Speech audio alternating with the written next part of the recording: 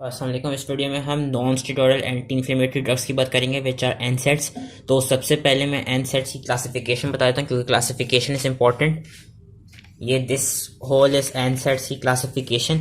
अब इनको क्लासीफाई हमने कैसे करना होगा? क्लासीफाई हमने क्या कहते हैं ऐसे करना होगा कि कुछ आपके नॉन सेलेक्टिव कॉक्स-2 इनहिबिटर्स होते हैं जिनमें ये यहाँ तक आ जाते हैं इनोलिक एसिड तक। ये सारे नॉन सेलेक्टिव कॉक्स-2 इनहिबिटर्स होते हैं। अब इसमें कुछ होते हैं सैलिसाइलिक एसिड डेरिवेटिव्स जिसमें आपकी एस्पिरिन और डाइफ्लूनिसाल आ जाती है। फिर आपके आते हैं प्रोपियोनिक एसिड डेरिवेटिव्स जिसमें कीटोप्रोफिन, नेप्रोक्सिन, आइबुप्रोफिन, फ्लोबिप्रोफिन और फेनोप्रोफिन आ जाते हैं। फिर आपके कुछ फेनेमेट्स होते हैं जिसमें मेफेनेमिक एसिड एंड मैक्लोफेनेमेट आ जाता है। फिर आपके एसिटिक एसिड डेरिवेटिव्स होते हैं जिसमें सेलिंडैक, इटोडोलैक, नेब्यूमेटोन, डिक्लोफेनैक और कीटोरोलैक आ जाता है। फिर इनोलिक एसिड डेरिवेटिव्स होते हैं जिनको हम ऑक्सीकैम्स भी कहते हैं जिनमें आपके पेरिऑक्सीकैम और मेलॉक्सीकैम आ जाते हैं। फिर उसके बाद कुछ प्रेफरेंशियल कॉक्स-2 इनहिबिटर्स होते हैं जिसमें मेलॉक्सीकैम और नेब्यूमेटोन आ जाती है। देन सेलेक्टिव कॉक्स-2 इनहिबिटर्स होते हैं जिसमें सेलेकॉक्सिब और रोफिकॉक्सिब आ जाते हैं। And then other analgesics antipyretics with poor anti inflammatory action वाले कुछ ड्रग्स होते हैं जिसमें एक ही ड्रग होता है जो कि होता है एसिटोमाइनोफिन। अब ये एक चीज याद रखनी कि एसिटोमाइनोफिन इट्स नॉट एन एनसेड, लेकिन क्योंकि इसके जो वो हैं एक्शंस हैं वो दैट सिमिलर टू एनसेड्स, इसकी एनाल्जेसिक्स और एंटीपायरेटिक एक्टिविटी होती है लेकिन पुअर एंटी इन्फ्लेमेटरी इफेक्ट होता है, इसलिए हम इसको भी क्लासिफिकेशन में डाल देते हैं। तो इस तरह करके क्लासिफाई करना होगा। मैं फिर से रिवाइज कर रहा हूँ, ये पूरी classification non selective COX-2 inhibitor में सबसे पहले सैलिसाइलिक एसिड डेरिवेटिव्स में ये दो आ गए, एस्पिरिन, डाइफ्लूनिसाल। प्रोपियोनिक एसिड डेरिवेटिव्स में ये आ गए, कीटोप्रोफिन, नेप्रोक्सिन, आइबुप्रोफिन, फ्लोबिप्रोफिन, फेनोप्रोफिन। अगर सारे नहीं भी लिख सकते तो दो तीन भी अगर लिख दें तो बहुत है। फेनेमेट्स में mefenamic acid, meclofenamate. Acetic acid derivatives में sulindac, etodolac, nabumetone, diclofenac, ketorolac. Enolic acid derivatives में piroxicam, meloxicam. Preferential COX two inhibitors में meloxicam, nabumetone. Selective COX two inhibitors में सेलेकॉक्सिब और रोफिकॉक्सिब। और फिर अदर एनाल्जेसिक्स, और इस तरह करके analgesic, antipyretic with poor anti inflammatory action जिसमें आपकी आती है एसिटोअमाइनोफिन। तो हम इसमें मोस्ट इंपॉर्टेंटली जो हम एंसर्स पढ़ेंगे, हम यूजली इस पूरी वीडियो में ज्यादातर एस्पिरिन को पढ़ेंगे क्योंकि एस्पिरिन के ज्यादा क्या कहते हैं क्लिनिकल इफेक्ट्स होते हैं कंपेयर टू, मतलब और भी एंसर्स के भी क्लिनिकल इफेक्ट्स होते हैं लेकिन ज्यादातर एस्पिरिन के देखे जाते हैं क्योंकि हम अभी आगे पढ़ेंगे। एस्पिरिन जो होता है ये आपका इरिवर्सिबली एसिटाइलेट कर देता है, इरिवर्सिबली साइक्लोऑक्सीजनेस पाथवे को इनहिबिट कर देता है, वेयरएज जो बाकी एंसर्स होते हैं वो रिवर्सिबली साइक्लोऑक्सीजनेस पाथवे को इनहिबिट करते हैं। साइक्लोऑक्सीजनेस पाथवे क्या होता था? अगर मैं सेकंड ईयर की क्या कहते हैं चीज हम पढ़े, हमने प्रोस्टाग्लैंडिन्स पढ़े थे, उसमें ये हमने साइक्लोऑक्सीजनेस पाथवे और लाइपोऑक्सीजनेस पाथवे पढ़ा था। अब ये कॉक्स-1 और कॉक्स-2 साइक्लोऑक्सीजनेस पाथवे, इसमें हम देख सकते हैं जो एस्पिरिन है वो इरिवर्सिबली दोनों पाथवेज को इनहिबिट कर देता है, वेरस बाकी जितने भी एनसेड्स हैं वो रिवर्सिबली सारे साइक्लोऑक्सीजनेस पाथवे को इनहिबिट करते हैं और फिर वो प्रोस्टाग्लैंडिन्स की सिंथेसिस को रोक देते हैं। तो होता क्या है कि इनके हम पढ़ लेते हैं मैकेनिज्म ऑफ एक्शन क्या है। मैकेनिज्म ऑफ एक्शन मैंने अभी बता दिया कि एस्पिरिन का क्या है कि वो इरिवर्सिबली साइक्लोऑक्सीजनेस पाथवे को इनहिबिट कर देता है।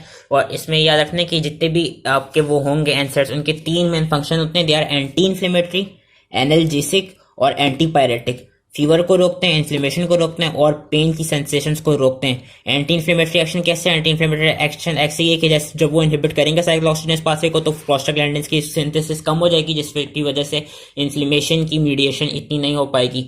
बाकी एनाल्जेसिक एक्शन कैसे? एनाल्जेसिक एक्शन भी ऐसा है कि जो PGE2 है, जो प्रोस्टाग्लैंडिन E2 है, वो करता क्या है, वो नर्व एंडिंग्स को सेंसिटाइज कर देता है। ब्रेडिकाइन और हिस्टामिन और जितने भी इन्फ्लेमेटरी प्रोसेस के जितने भी मीडिएटर्स होते हैं उन सब से रिलेटेड वो नर्व एंडिंग्स को सेंसिटाइज कर देता है। जो PGE2 वो होता है प्रोस्टाग्लैंडिन होता है। अब होगा क्या, जब हम एस्पिरिन यूज करें या कोई भी एंसर यूज करें तो PGE2 बन नहीं पाएगा। जब PGE2 बनेगा नहीं तो ये सारे मीडिएटर्स जो है वो नर्व एंडिंग्स पे जाके सेंसिटाइज हो नहीं पाएंगे जिसकी वजह से हमें पेन की सेंसेशन नहीं आ पाएंगी। तो इस तरह इसका एनाल्जेसिक इफेक्ट होता है। और इसकी एंटीपायरेटिक इफेक्ट भी ऐसे होता है कि सिंस PGE2 करता क्या कि जब भी कोई आपकी बॉडी में इन्फेक्शन होता है या कोई पायरोजेंस प्रोड्यूस होते हैं या कोई साइटोकाइंस रिलीज होते हैं आपकी बॉडी में किसी भी हाइपर सेंसिटिविटी या इन्फ्लेमेशन या इन्फेक्शन की वजह से, तो होता क्या है PGE2 आपके एंटीरियर हाइपोथैलेमस में एक थर्मोरेगुलेटरी सेंटर होता है उसको जाके एलिवेट कर देता है जिसकी वजह से हमें बुखार होता है। अब होगा क्या, जब हम एनसेड्स यूज कर रहे होंगे तो PGE2 बनेगा नहीं। जब PGE2 बनेगा नहीं तो वो जो थर्मोरेगुलेटरी सेंटर है उसको एलिवेट कर नहीं पाएगा जिसकी वजह से आपका फीवर जो है वो नहीं होगा, फीवर जो है वो रिड्यूस हो जाएगा। और फीवर रिड्यूस कैसे होता है कि जब हम एनसेड्स को यूज करते हैं तो एक तो प्रोस्टाग्लैंडिन्स की सिंथेसिस रुक जाती है, दूसरा आपको पेरिफेरल वेसोडाइलेशन और स्वेटिंग के थ्रू आपकी जो हीट डिसिपेशन है वो इंक्रीज हो जाती है। ये इसके यूजेस थे। इसमें एंटी इन्फ्लेमेटरी मैंने इसलिए नहीं बताया क्योंकि एंटी इन्फ्लेमेटरी का याद रखना है कि जो एंटी इन्फ्लेमेटरी एक्शन है वो काफी हाई डोजेस पे होता है, मतलब बहुत हाई डोज पे जाके एनसेट्स का एंटी इन्फ्लेमेटरी एक्शन आएगा। जिस तरह यहाँ पे एग्जांपल दी हुई है कि लेट्स सपोज अगर आप दिन में 12 से 20 गोलियां लें एस्पिरिन की तो तब जाके आपको एंटी इन्फ्लेमेटरी इफेक्ट्स मिलेंगे। इनके बाकी थेराप्यूटिक यूजेस क्या हैं कि क्योंकि इनका एंटी इन्फ्लेमेटरी और एनाल्जेसिक एक्शन है तो हम इनको osteoarthritis, rheumatoid arthritis, gout, headache, dysmenorrhoea, arthralgia, myalgia, इन सब चीज़ों के क्या कहते हैं, इन सब चीज़ों के लिए हम एनसेड्स यूज़ करते हैं पेन की सेंसेशंस को रोकने के लिए और एंटी इन्फ्लेमेटरी एक्शंस के लिए। बाकी इसका एंटीपायरेटिक यूज़ के लिए हम एस्पिरिन यूज़ करते हैं, आइबुप्रोफेन यूज़ करते हैं, नेप्रोक्सिन यूज़ करते हैं। एंटीपायरेटिक मतलब फीवर को रोकने के लिए। लेकिन ये याद रखना कि जो बच्चे 19 साल से कम के होते हैं या जिनको क्या कहते हैं वायरल इन्फेक्शन हो, जिस तरह चिकन पॉक्स हुए हो, तो उन पेशेंट्स में जो यूजुअली बच्चे होंगे, बच्चों को हम एस्पिरिन नहीं देते। क्यों नहीं देते? क्योंकि एस्पिरिन बच्चों में रेस सिंड्रोम कॉज कर सकती है। तो याद रखना कि एस्पिरिन बच्चों में नहीं दी जाती क्योंकि वो रेस सिंड्रोम कॉज कर सकती है। कार्डियोवैस्कुलर एप्लीकेशंस क्या है? कार्डियोवैस्कुलर एप्लीकेशन यही है कि अगेन हमने सेकेंड ईयर में पढ़ा था, होगा क्या कि जब आप ये देंगे एस्पिरिन देंगे तो वो इरिवर्सिबली एसिटाइलेट कर दी थी, जिसकी वजह से होता कि आपके थ्रोम्बोक्सिन A2 नहीं बनेगा। जब थ्रोम्बोक्सिन A2 नहीं बनेगा तो प्लेटलेट एग्रीगेशन और स्मूथ मसल्स की कॉन्ट्रैक्शन नहीं हो पाएगी और वेजो कंस्ट्रिक्शन नहीं हो पाएगी। जब ये सारे प्रोसेसेस नहीं होंगे तो उससे थ्रोम्बस की फॉर्मेशन नहीं होगी, उससे एम्बोलिज्म की फॉर्मेशन नहीं होगी, जिसकी वजह से हम इन एनसेट्स को, स्पेशली एस्पिरिन को, एनसेट्स को नहीं याद रखना, एस्पिरिन को हम मायोकार्डियल इन्फार्क्शन ट्रीट करने के लिए, स्ट्रोक ट्रीट करने के लिए और ट्रांजिएंट इस्कीमिक अटैक्स ट्रीट करने के लिए हम दे सकते हैं। ये इसकी क्लिनिकल एप्लीकेशन एस्पिरिन की याद रखनी चार है कि एंटी इन्फ्लेमेटरी, एनाल्जेसिक, एंटीपायरेटिक और एंटी थ्रोम्बोजेनिक। क्योंकि ये एंटी थ्रोम्बोजेनिक है तो इसलिए जितने भी कार्डियोवैस्कुलर रिलेटेड डिजीजेस होती हैं, जिस तरह हार्ट अटैक हो गया, ट्रांजिएंट इस्कीमिक अटैक हो गया, स्ट्रोक हो गया, तो वो उस सब में एस्पिरिन दी जा सकती है ट्रीट करने को। लेकिन बाकी जितने भी एनसेड्स है ना, बाकी एनसेड्स नहीं दिए जाते। सिर्फ एस्पिरिन की खास प्रॉपर्टी कि वो एंटी थ्रोम्बोजेनिक है, बाकी एनसेड्स एंटी थ्रोम्बोजेनिक इतने नहीं होते, तो वो कार्डियोवैस्कुलर इवेंट्स को ट्रीट नहीं करते। ये चीज याद रखनी है। ये कार्डियोवैस्कुलर एप्लीकेशन थी। बाकी इनकी एक्सटर्नल एप्लीकेशन ये कि जो आपकी वो होती है सैलिसाइलिक एसिड जो होता है उसको हम ऐसा ऑइंटमेंट की तौर पे एक्नी, कॉर्न और कैलिसिस को ट्रीट करने के लिए भी दे सकते हैं।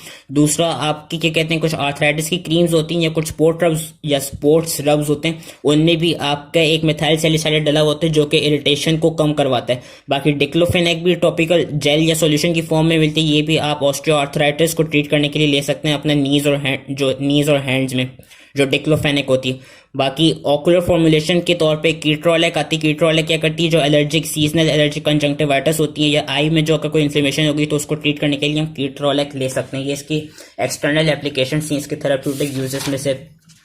फार्माकोकाइनेटिक्स क्या है? फार्माकोकाइनेटिक्स इतना याद करने की जरूरत नहीं, लेकिन ये पता होना चाहिए कि एस्पिरिन जब जाती है बॉडी में, पहले वो एब्जॉर्ब होती है, एब्जॉर्ब होने के बाद वो होती कैसे कि वो एस्ट्रेसिस, उससे वो डीएसिटाइलेट हो जाती है। एस्ट्रेसिस कुछ एंजाइम होते हैं जिसको डीएसिटाइलेट कर देते हैं और सैलिसाइलेट प्रोड्यूस कर देते हैं।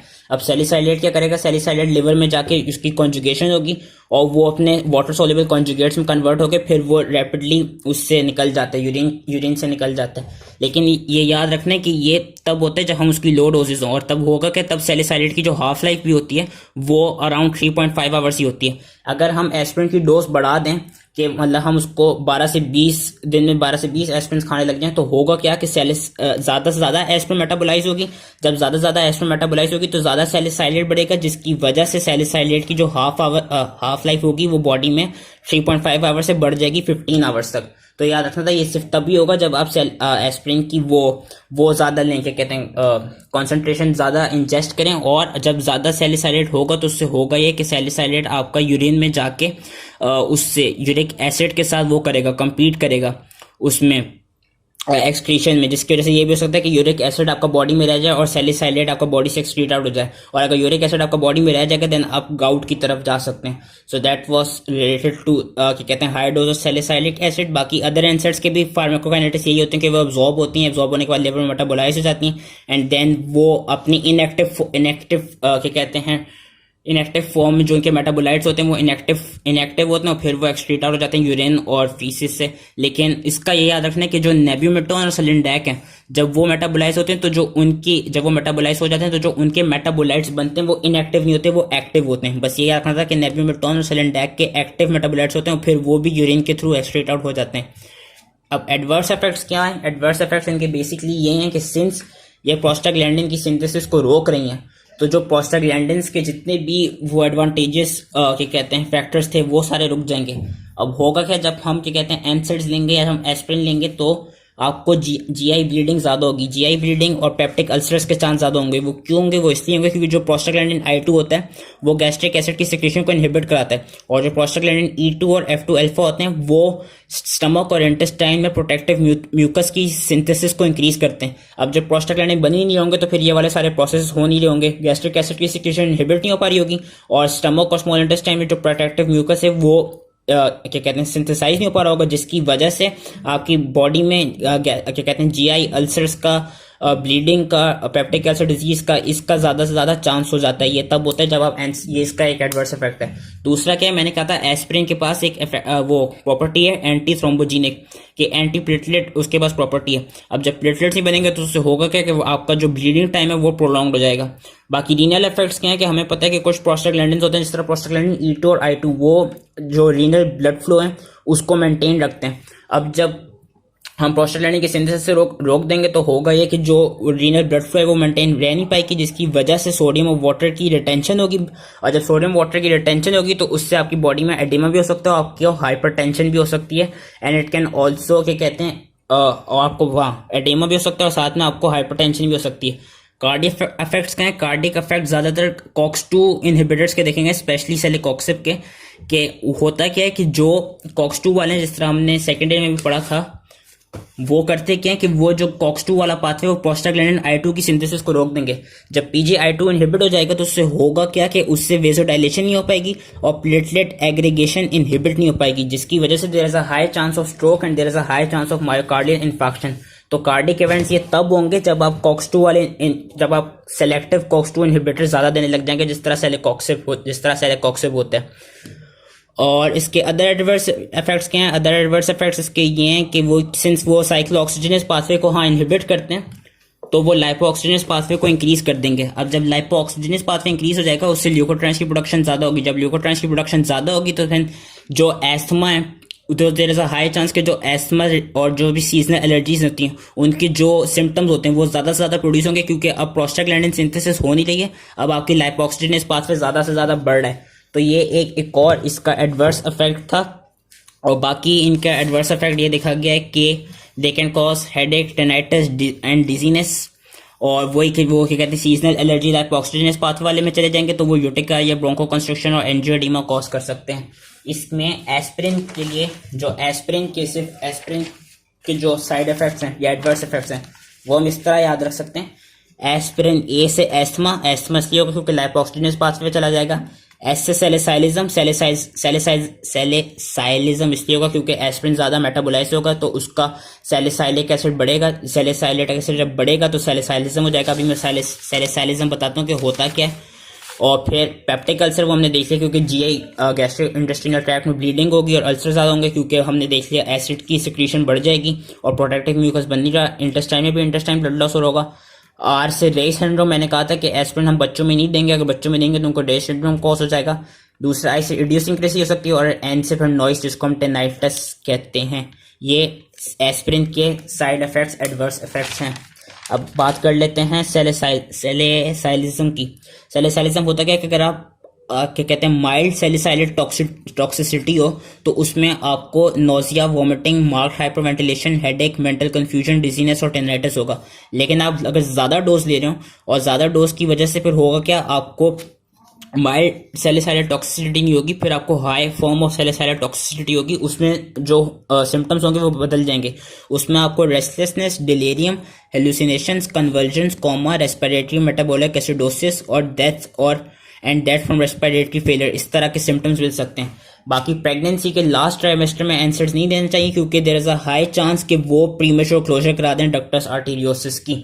ये थी all related to aspirin and NSAIDs. इसमें बस ड्रग इंट्रैक्शंस की हम बात कर लेते हैं। ड्रग इंट्रैक्शंस यही है कि अगर आप हाई डोजेस में एस्पिरिन को यूज करें तो एस्पिरिन क्या कर सकती है, एस्पिरिन जो वारफेरिन, फेनेटोन और वैल्प्रोइक एसिड हैं जो कि प्रोटीन के साथ बाउंड होते हैं उनको वो रिमूव कर सकती है, मतलब उनको डिस्प्लेस कर सकती है, जिसकी वजह से फिर ये जो वारफेरिन, फेनेटोन और वैल्प्रोइक एसिड है इनके लेवल्स बॉडी में बढ़ जाएंगे। ये इसकी ड्रग इंट्रैक्शंस थी। अब हम आते हैं सेलिकॉक्सिब पे। सेलिकॉक्सिब हमने देखा था कि वो सिलेक्टिव कॉक्स-2 इनहिबिटर है। तो इसके क्या थेरेप्यूटिक यूजेस हैं? इसके भी थेरेप्यूटिक यूजेस यही है कि वो treatment of rheumatoid arthritis, osteoarthritis और एक्यूट पेन में दिया जाता है। इसकी फार्माकोकाइनेटिक्स इतनी याद करने की जरूरत नहीं कि वो लिवर में ब्लड स्ट्रीम में एब्जॉर्ब होगा, फिर लिवर में मेटाबोलाइज होगा साइटोक्रोम P450 सिस्टम से, और इसकी हाफ लाइफ अराउंड 11 आवर्स होती है। तो उसकी यूजली 1 से 2 डोजेस की जरूरत पड़ती है। एडवर्स इफेक्ट्स की याद रख लेते हैं। इसके यही है कि हेडेक कराता है, डिस्पेप्सिया कराता है, डायरिया कराता है, एब्डोमिनल पेन कराता है, और अगर ज्यादा डोजेस में दें तो मैंने कहा था प्रोस्टाग्लैंडिन I2 की सिंथेसिस नहीं होगी, जिसकी वजह से there is a high chance के कार्डियोवैस्कुलर इवेंट्स करा सकता है, जिस तरह MI या स्ट्रोक ये करा सकता है सेलिकॉक्सिब। लास्ट इन्होंने दिया हुआ है एसिटामिनोफेन। अब मैंने एक चीज कही थी क्लासिफिकेशन में भी कि acetaminophen it is not an एनसेड, लेकिन सिंस इसके जो एक्शन है वो एनाल्जेसिक और एंटीपायरेटिक वाले होते हैं तो इसलिए हम इसको एनसेड्स की क्लासिफिकेशन में डाल देते हैं। ये याद रखने कि इट इज नॉट कंसिडर्ड एनसेड।